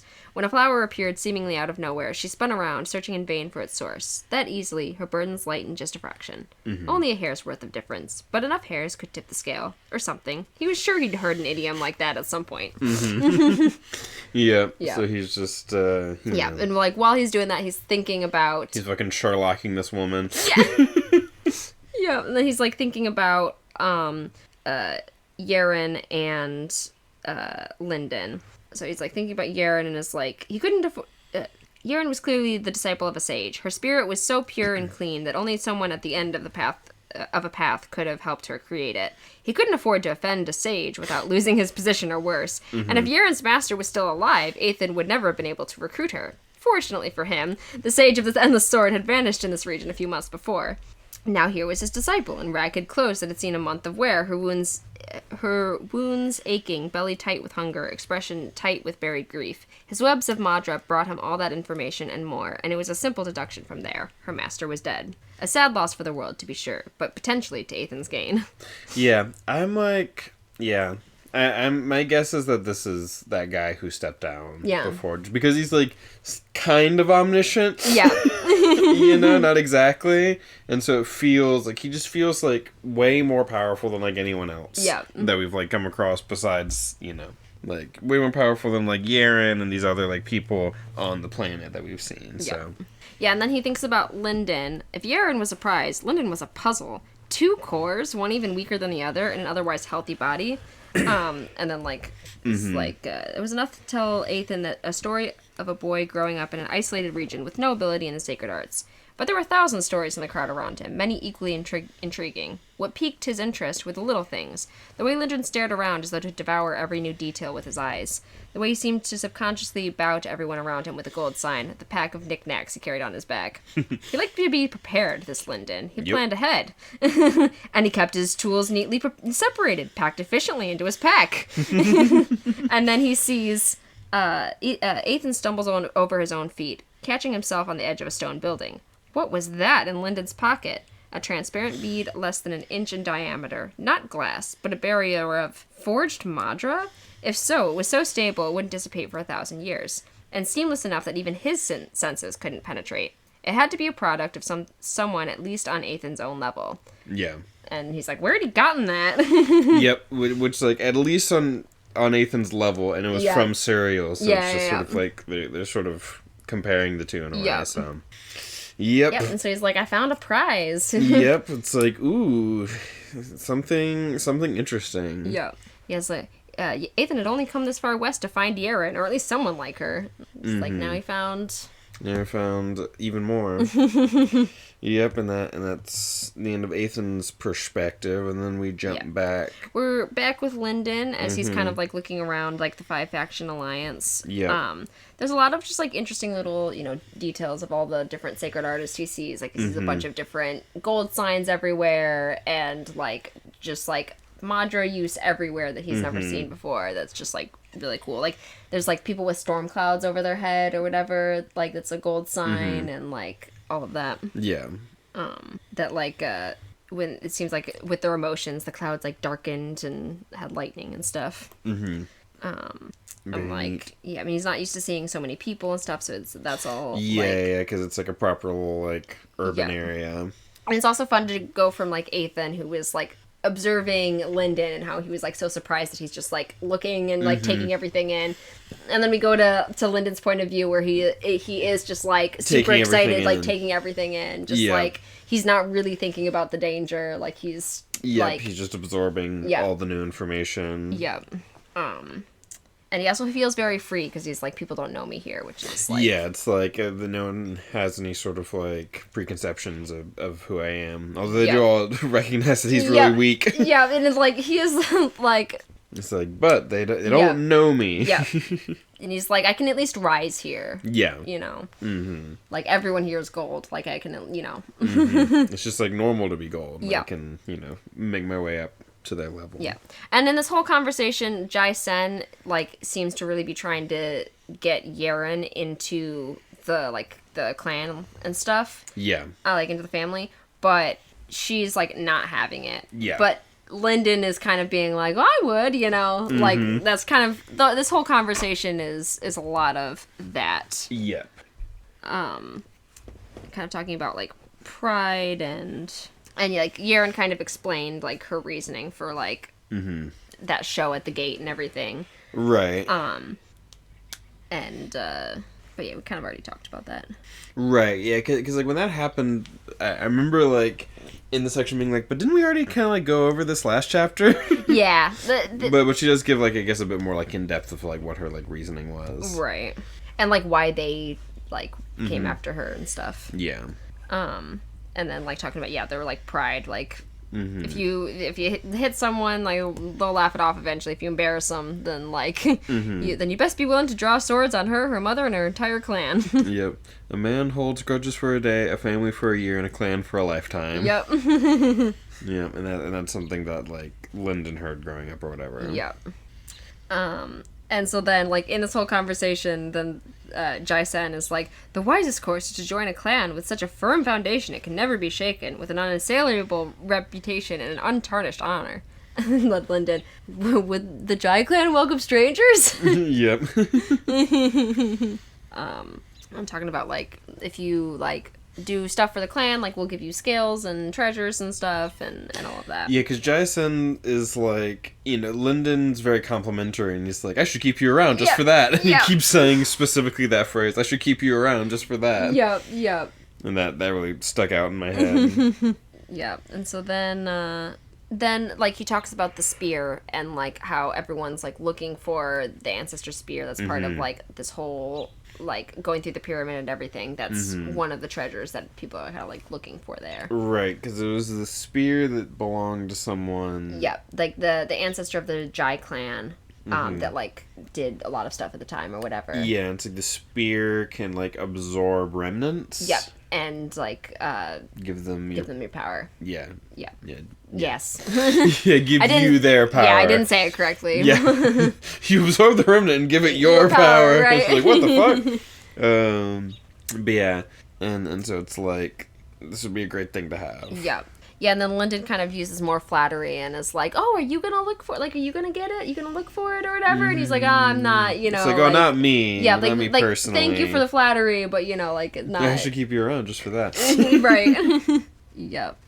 And there's all these, like, sort of... like, legends around the spear, and, like... and because, like, she, like, went in with it, and, like... because it's, like, she had it for a long time, and then she, like, left it in the ruin. Yeah, like, around her death. Yeah, and it's unclear why. Yeah.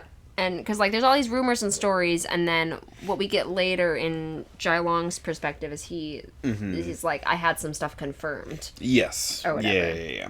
I kind of remember some of that. That's next chapter. Yeah. So then he, like, brings him to, like, an inn or whatever, and it's like, they get some water, and they're gonna get some baths, but Yaren's like, we're not staying here. Can you get out of this window? Yeah. Yeah. And then there's a little bit like, I was kind of like, I really wanted to stay in a bed, and she's like, but, like, they, like, because Lindon's like, they were nice enough. And, like, you want to leave? May I ask why? If Jai-sen mistook us for a remnant, he's dumber than a sack full of hammers. Yep. He wanted to know if I had a sharp enough edge on me to take his attack, and if I didn't, he planned on looting our corpses clean. How do you know? See something enough times and you start looking for it. Yep. And that he insulted you to see if I'd take it, because the further I'll bend, the further he can push me. The sand vipers at the gate were supposed to be his friends, his allies, however you want to say it, but he didn't stop them when they were going to make trouble or stop me from beating them. Does that sound friendly to you? Yeah. And Lindon's like, well, that was how many people in the Way clan had treated an unsold, so, like, he kind of just felt like that was normal. Yep. Yep. And Yaren's like, no. It's like, no, I'm just used to people treating me like this, so it wasn't out of the ordinary for me. Yeah, and Yaren's like, no, like, it's not really... Some people are like this, but, you know. Yeah, but they're assholes. Yeah, they're assholes and don't trust them. Yep. They're not just, like... you know, regular-ass people. Yep. You should expect more. Yeah. You gotta stand up for yourself a little more. Yeah, but he did kind of have that, like... That protection. Yeah. Even if it was cut thin. You know? Right. But... yeah. Yep, and that's the end of chapter 5. Yeah. Chapter 6. Our last chapter for the evening. Yeah. So we are with Jai Long, another new character. Did they mention Jai Long in the previous chapter? I don't know if he was mentioned. He might have been, like, offhand mentioned or something. Yeah. But he's, like, one of the higher-ups in one of the higher members of the Jai clan. Yes, but also he's slightly, not fully disowned, but, like... Yes, because we get, like, a whole story here in this chapter about, like, how he was gonna be a big deal. Yep. But then some shit happened. Yep. Because it's, like... because the Jai clan has this like particular like path. Yeah. Kind of like how it's the Stellar Spear, I believe. Yes, kind of like how the Wei clan was predominantly like the White Fox. Because of like Elder Whisper and stuff. It's like weird how like the Stellar Spear, and it's a very particular path. And with a particular remnant. Yes, and so it's like we need to wait for one of the higher ups in the clan to die so that their remnant can be used for Jai Long. Because he shows so much promise. But because they need a new underlord because they have an underlord. Yes, whatever that means. Yes. But there's like another group that has like a corrupted version of the Celestial Spear or whatever it's called. Stellar Spear. Celestial Spears. the detectives. That's season where that 2. was. That's what I was like wondering where that came from. Watch Detectives. we need to get caught up on Detectives. We're like 2 episodes behind. But yeah, it's like the Stellar Spear, and there's like another group that does like a similar but different version. And like... And then they like attacked or whatever. Yes, they attacked, and he, in sort of like desperation, in order to become gold. Strong enough to like do this. Strong enough to like protect like a family member of his or something. Right? Like his sister and his like family and stuff. He kills one of them and takes their remnant.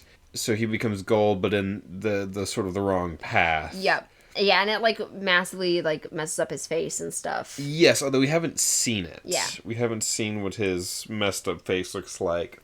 And there's like a weird part of me that's like, this is gonna end up being some weird shit like that one famous episode of Twilight Zone.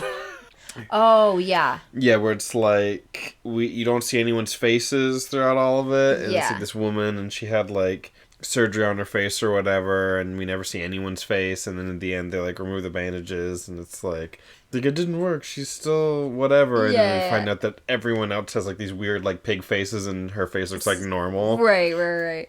So I'm somehow expecting him to look pretty like normal in a way, and they're just like dicks because he has like this one particular thing or whatever. So that's my weird like thought on the matter. But we're like in his perspective and like learn about that story as well as like why he's like out here, because he was like sent out here. So he's he was sent out to like one of the Jai clans, like they're like ally families. The Sand Vipers. So he is like he's working with the Sand Vipers more so than the Jai clan where he's from. Right. But there also is other Jai clan members there. Because, like, throughout this, he gets the information that the Jai clan lost Yaren and Lindon. And so he's like, oh, wow, I can get 2 things done at once. I can show them that I don't listen to the Jai clan by, like, not giving them their people back. And I can get... He wants Lindon for the mine. Or whatever he says. He'll get a miner. A miner? Yes. Do we know what that means? Nope. Okay, good.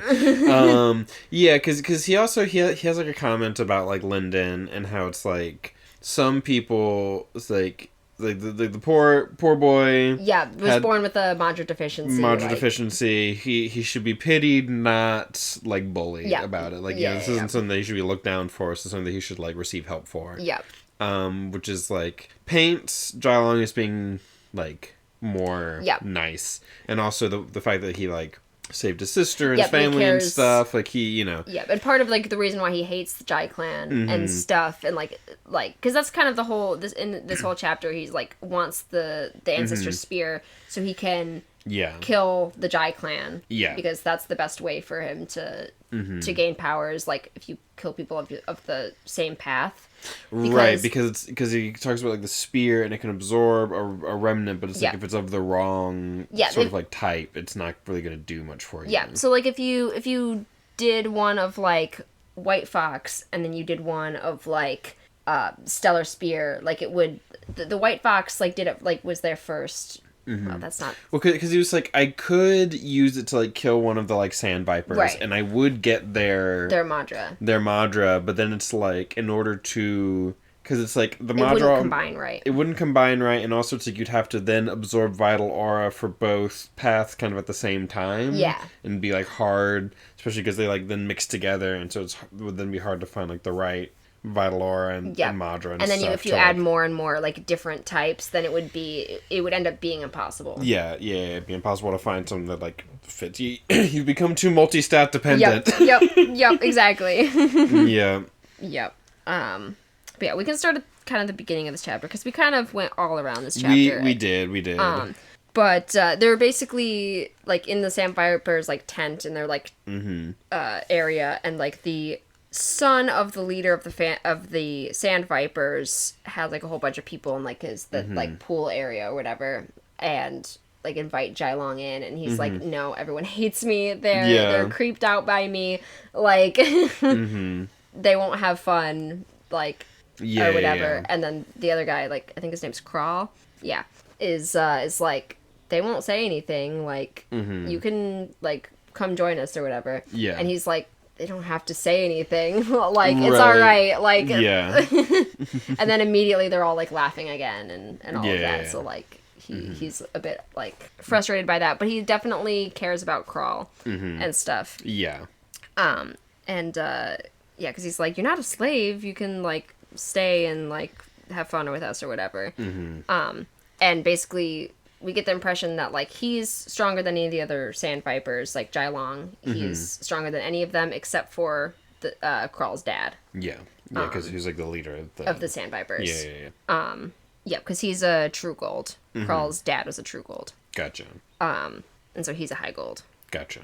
I wonder what exactly the demarcation is between low gold and high gold and true gold. Yeah. Like, at what point, like, what is the thing that, like, sort of demarks them? Yeah. But also because there's a difference in, like, from, like, getting an iron body, getting copper, getting jade. Like, there's like... But it's like, you know, what is the thing that makes it being from low gold to high gold, but also makes it still be gold? Yep. You know, it's like, why is it that it's still gold and not, like, some new thing? Yep.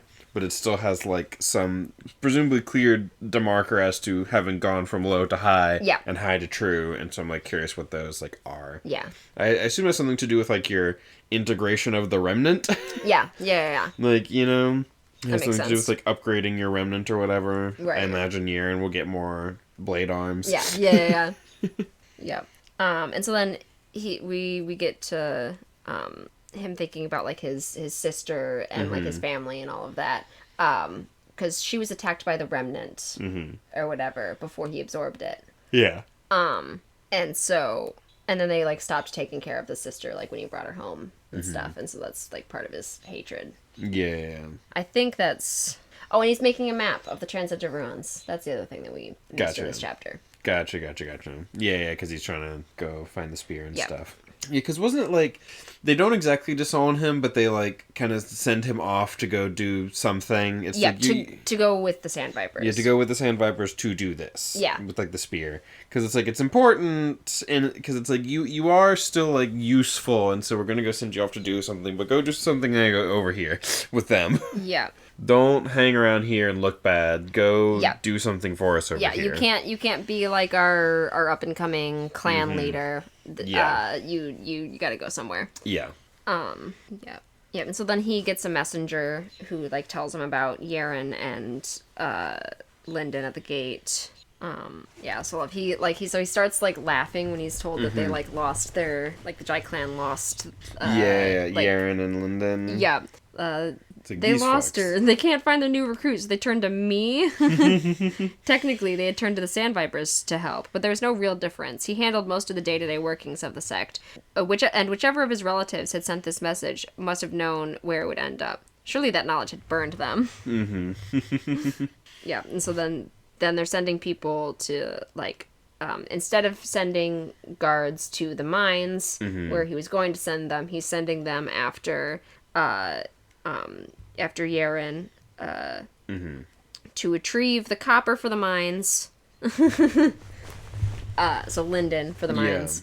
And don't kill his protector, but don't retrieve her for the Jai clan either. In one move, he could regain the standing the Sandvipers had lost at the hands of the stranger, show her that she couldn't treat their sect lightly, and reinforce to the clan that Jai Long was their servant no longer. Yeah. Yeah, so I'm kind of curious how Jai Long is going to end up. Like, is he going to end up being, like, friend or foe? Yeah. Is kind of how I'm feeling. Yeah. I feel like you kind of go either way. Yeah. Since we don't necessarily like the Jai clan, he doesn't like the Jai clan, but right. also he's also still trying to, like, use us. Yep. You know, us being Lindon and Nier. You know, so it's like, what's he going to end up being? At first, he was reading kind of villainy to me. But upon reflection, I'm like, I think he could be a friend. I think he could end up being a buddy. Yeah. Instead of, like, our primary antagonist for this book. Yeah. So we'll see what ends up happening. Because if not, then I'm like, who is going to be our primary antagonist? Unless our primary antagonist ends up kind of being the pyramid. Yeah. You know, if we're going to be going in there and trying to get the spear or whatever. Yeah. But I don't know exactly what it's going to be yet. Yeah. Yep, and then the final message that he gets, the messenger's like, well, I heard something else. It wasn't an actual message. And so he's like, okay, tell me. And he's like, well, I heard someone say, like, that the Aurelius were, like, coming. And he's like, what? You should have said that first. What the actual fuck? And he gets, like, really pissed off. Yeah. It makes this kid cry, and then he feels really bad about it. And he's like, I'm sorry. Yeah. Yeah, because that's Ethan's family, isn't it? I mean, I think so, but I'm also like, I don't know that that's actually been like said. We don't have Nathan. We don't have Nathan. We don't have Ethan's name, like full name. Right. Yeah, I just have this like idea, especially because it's he's got like the long blonde hair and like Aurelius means like gold. Yeah. But yeah, I think that's kind of the end where he just like freaks out that the Aurelius are on their way. They're gonna take over everything. Like this is like we gotta rush. We gotta we're on a time limit now. Yeah. I'm like, so maybe it's gonna be like Ethan ends up being our new buddy and this guy ends up being our sort of like antagonist. Yeah. But I'm unsure. Yep. And also, when is like Lindon needs to copper his other half of his... Yeah, because he only has the one. Mm-hmm. But doesn't he have enough to copper his other one as well? Yes. He just hasn't done it yet? Yep, he had enough in both of them to make both of them copper, but... Yeah, so it's like, he needs to go ahead and copper his other core, and I'm like, how's that going to affect just, like, copper sight and stuff? Like, is it? Like, what's going to be the deal with that? Yep. Good questions. Yep. Yeah, because here at the end is sort of where we get our, like, actual, like, explanation of the Jai clan and, like... Yeah, and how he ended up being like this. Yep, and, like, the whole... The patriarch, if he dies, like, he's their only... they got an underlord, and he was... So that's... something above gold. Don't know. Oh, right. Yes, right. Because Underlord seems to be the term for what you become once you surpass gold. Yeah. So presumably there's Underlord, and then there's Overlord, and then there's True Lord. I can only imagine. And then past True Lord, who knows? Yeah. Yeah. Is there another word for lord? Yeah, it's like you become like under king or under emperor, or low king, low emperor. I don't know. Yeah. It's like fucking Super Saiyan God, Super Saiyan. You know, it's like. Yeah. So yeah, he's basically like he's an underlord. They haven't been able to raise an underlord after him, and that's like the whole thing. Is they're like, we need another underlord so we can keep this clan going and keep our power going. Yeah, because they have a main, like, they started out in the wilds and then now exist in like the Black Flame Empire. Yeah. So like we've heard it a teeny bit mentioned, and like the Aurelius are coming from the Empire and stuff, and so like it's some sort of big player. Gotcha. Yeah. Alrighty. Underlord. And then Overlord. Yep. See, except because it was like low gold, high gold, true gold. So it's got to be like Underlord, Overlord, and then some other synonym for true. Yeah. Like Pure Lord or Actual Lord. I don't know. Actual Lord. Sincere Lord. Yeah, so I think that about does it for the chapters. Yeah, I think so. Yeah. This is kind of talking more about Jailong's backstory and everything still. Yeah, which we already kind of went over. Yep, yeah. So that's the end of the chapters. Yeah. Yep. So then the next section's going to be like another 6 or 7 chapters, I think. Yeah. Yeah, and yeah, so we'll do it in 3 parts. Excited to see how things go. Yeah. And I guess this is our little what we've been reading. Yeah. What else we've been reading. I have continued to put off reading Wheel of Time. Yeah. And I've been listening to various YouTube things like Religion for Breakfast. Yeah. And re-listening to some Sarah Zed, which has reignited.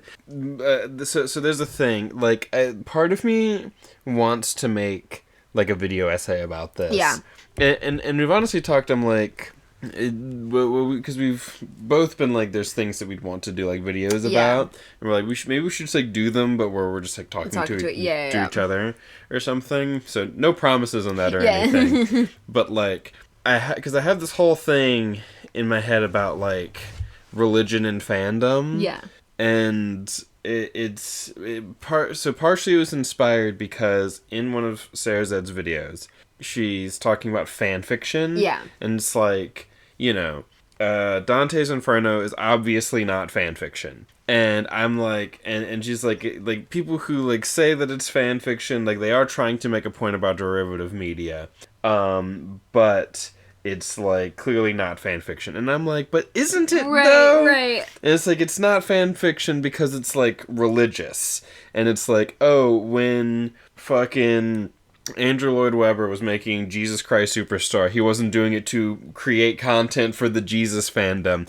But wasn't he though? Right. Like, he was, is the thing. It's only if you view religion as sufficiently separate from fandom that you can make that argument. But I don't think that religion and fandom are quite that separable. There's too many times that fandom has turned into religion for it to be all that different. Yes, and part of what has recently rebolstered this idea of mine is that Religion for Breakfast, he did a video with John Green because he was like consulting for Crash Course Religion, and so they were having like a little like talk, which was a lot of fun. And he was like, you know, you see sort of religious behavior cropping up in like non-religious places. He talked about like the death of Steve Jobs and people like leaving things outside of like Apple stores and stuff. And it's like, it's you know, it's religious. And him being like, people ask me, is like sports fandom a religion? And I turn around on them like, is religion fandom? And I'm like, there, he said it. He said the thing. That's what I've been saying. That's what I've been saying. And it's like, I have an actual like religious studies like professor. I don't know if he's a professor. I think he just has like, he has like a PhD or something maybe. Yeah. You know, it's like someone who like studies specifically this. I think in like magic in the Mediterranean, like that type of it's sort of like his like focus and whatnot. His focus. And so I'm like, someone in the field who's saying what I'm thinking, which is great. And also, like, you know, there's been like a paper done on like the Snape wives, or if you choose to take them seriously, Snapists. You know, it's like that, and for them, creating fan fiction is part of the religious observance. And it's like, they sort of believe that Snape exists on some level, but they also, like, writing fan fiction involving him and involving the Harry Potter. It's part of it. It's still, fandom informs what their religion is. Because the two concepts are not that separable, because it's like, we have a central text that we all debate and have differing interpretations of, and we fight bitterly about them. I mean, after, like, so this is, like, some current One Piece spoilers, like, current manga spoilers. Here, I'm giving a warning.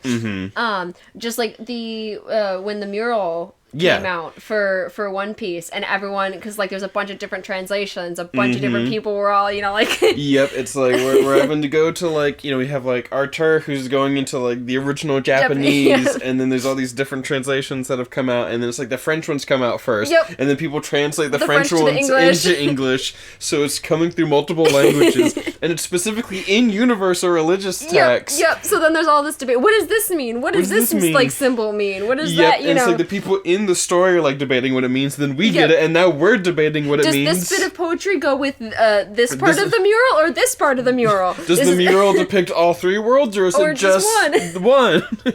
You know? It's great. You know, it's like because people be like, this is the one true definitive way to read this text. And then other people be like, no, this is the one true definitive way to read this text. And other people are like, oh, well, you know, everyone interprets it differently. And those are all different sects of Christianity. You know? And it's like, no, the text is literal. No, the text is more metaphorical. The text is whatever you want it to be.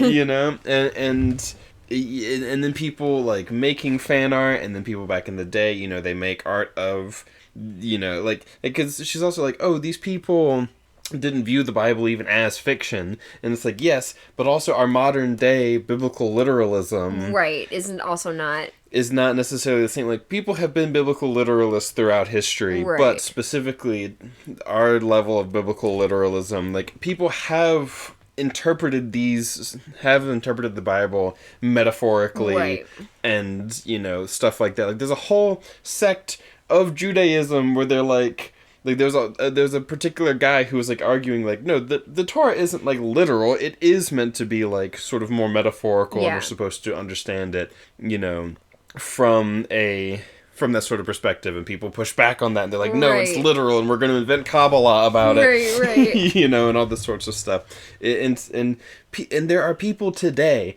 who are like fucking shifters, and are like, no, these stories are real, real, and I can go there, and it's the same. It's the same as the people who are like, no, I've had a experience. Jesus came to me, and he talked to me, and he told me, and, you know, and it's the same. It's all the same. and you know, depending on how much you want to sort of take religion seriously, you then either have to say that, like, no, you have to take fandom way more seriously and treat it like religion, or you can start being like, religion, it's just fandom. It's just, you know, it's just Bible fandom.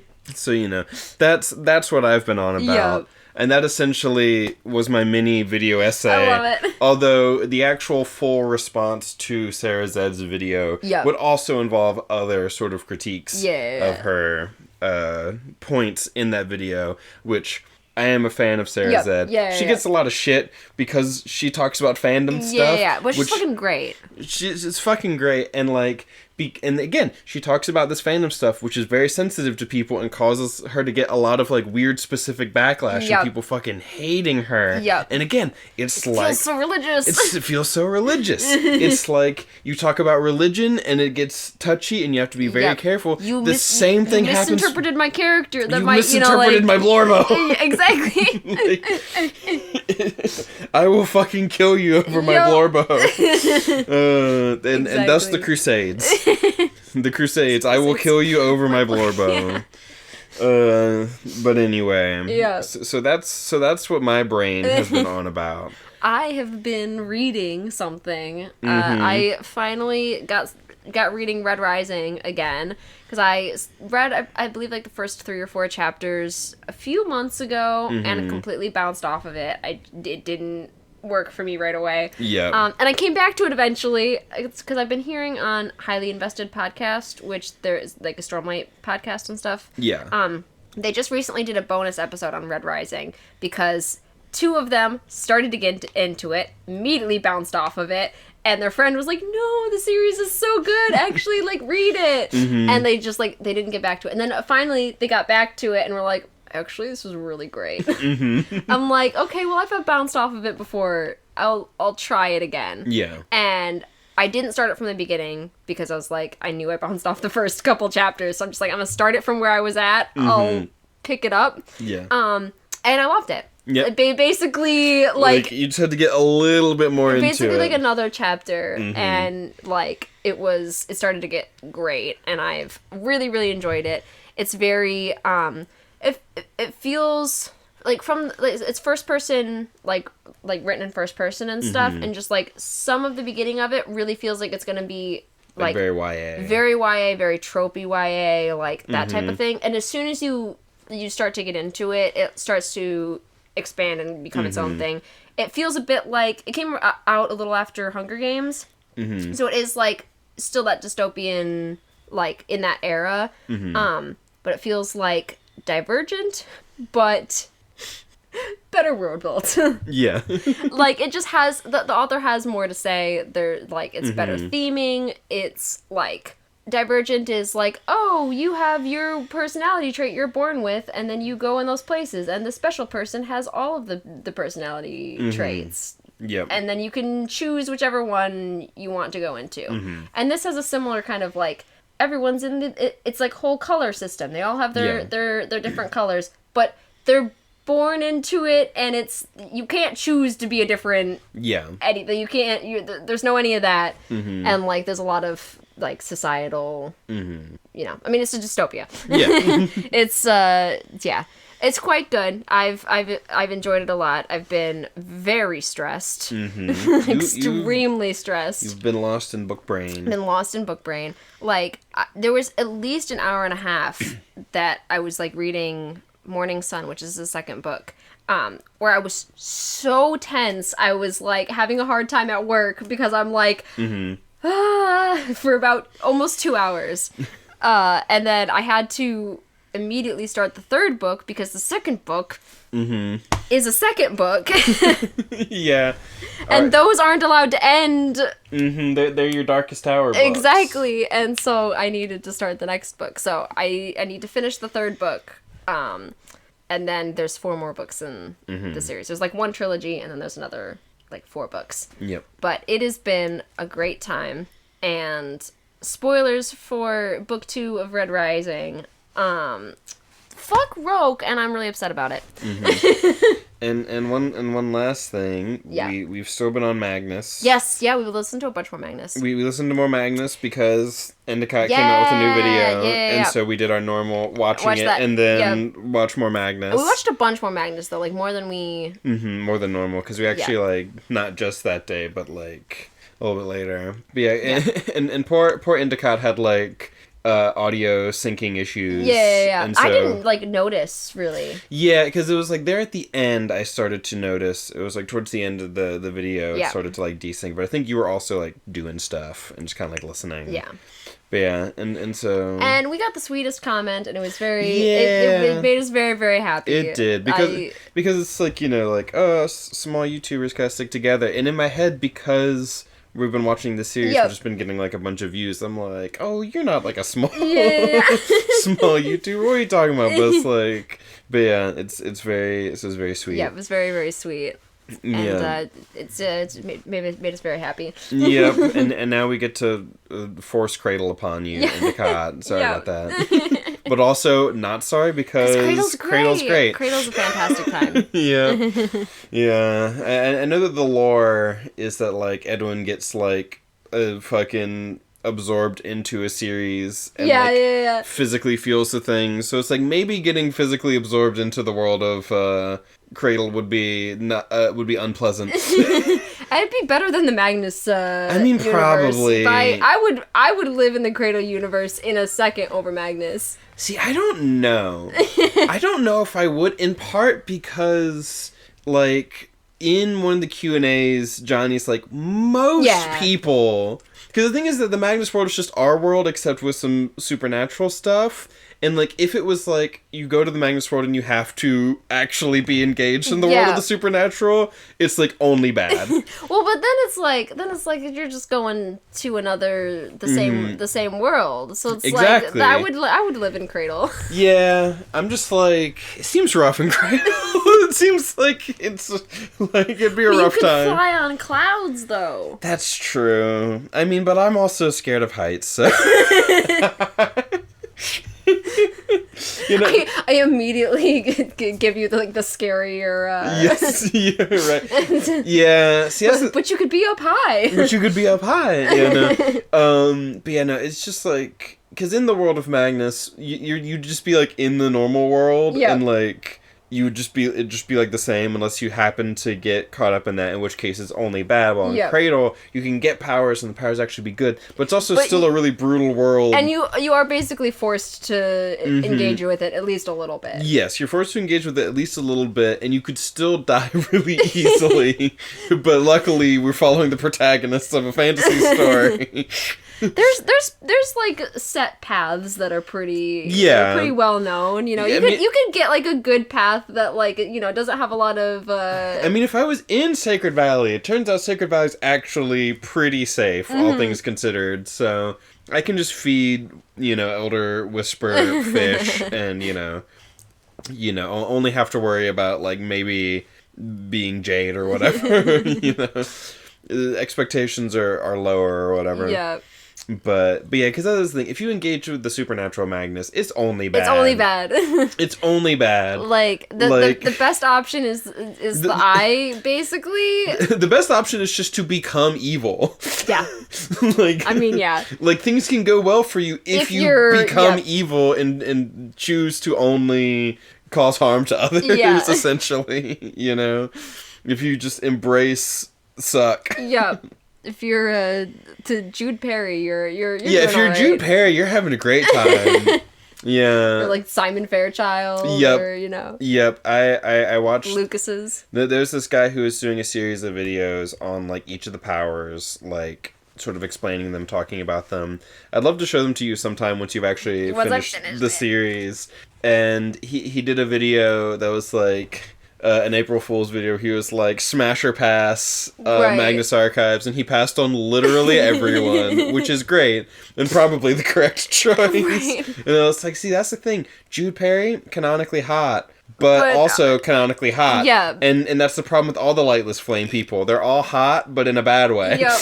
But they will kill you. They will kill you. And they will be happy about it. They'll be happy about it. They will destroy your life first and then kill you. Because it's one of those things where it's like, if you...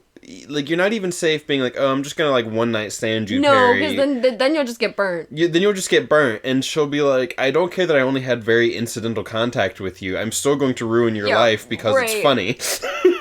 Right. So, yeah. So, I mean, you're probably right that Cradle is better than the Magnus world. It's just like, it's just an odds game. Yeah.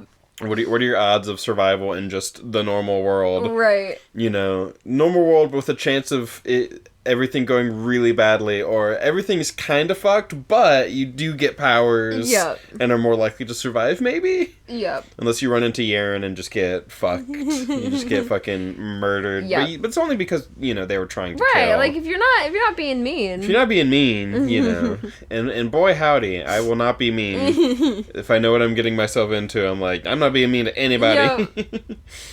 Yep. But yeah, so I think that's it. Yeah. Yep. Like, comment, subscribe. You know the YouTube things. All of those. I said them at the beginning because you're statistically more likely to see them at the beginning. Yep. But if you've made it this far, congratulations. Congratulations. Yay! Yay! You get to hear a little outro line. Yay! This has been Let's Talk About Book. Now you can go forth and think about book on your own time. Have a lovely whatever time it is. Have a lovely day. Bye-bye. Bye.